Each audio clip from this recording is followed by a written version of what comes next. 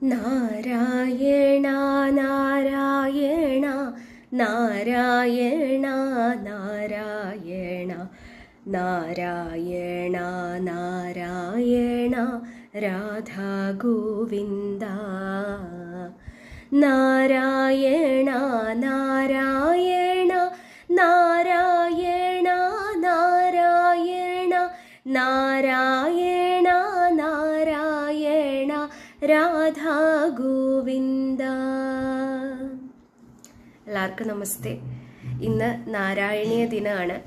കഴിഞ്ഞ ഈ ആഴ്ചയതെ അതിന് മുൻപത്തെ ആഴ്ചയതെ ശബ്ദം ഒട്ടും തന്നെ ഇല്ലാത്തത് കാരണം നാരായണീയം ചൊല്ലി സമർപ്പിക്കാനുള്ള ഒരു കഴിവ് പറ്റണുണ്ടായിരുന്നില്ല. അപ്പം അത് കാരണം പോസ്റ്റിംഗ് ഒന്നും നടന്നിട്ടില്ല. എന്നാലും നാരായണീയ ദിനം ഗുരുവായൂരപ്പന് ഏറ്റവും ഇഷ്ടപ്പെട്ട ഭക്തന്മാരിൽ ഒരാളായിട്ടുള്ള മേൽപ്പത്തൂരിനെ കുറിച്ച്, ആ മേൽപ്പത്തൂരിന് ഭഗവാന്റെ ദർശനം കിട്ടിയിട്ടുള്ള ഇന്ന് നാരായണീയത്തിനെ കുറിച്ച് പറയാണ്ട് ആ ഭഗവാനെ അനുസ്മരിക്കാണ്ട് എങ്ങനെയാ?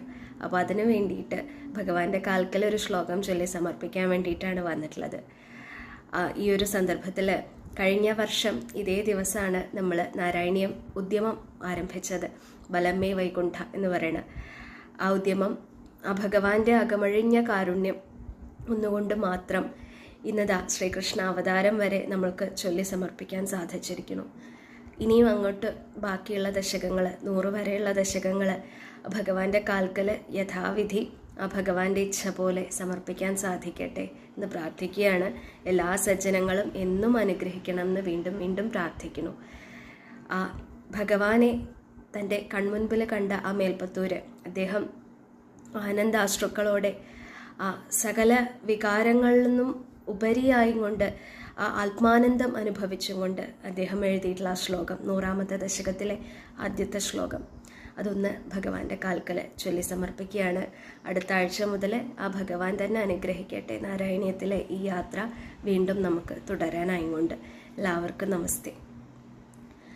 അഗ്രേ പശ്യാമി തേജോ നിപിഡതരകളായാവലീലോഭനീയം പീയൂഷാപ്ലാവിതോഹം തദനു തദുദരേ ദിവ്യകൈശോരവേഷം താരുണ്യാരംഭരമ്യം പരമസുഖരസാസ്വാദരോമാഞ്ചിതാംഗൈ ആവീതം നാരദാദ്യൈ വിലസദുപനിഷത്സുന്ദരീ മണ്ഡലൈശ.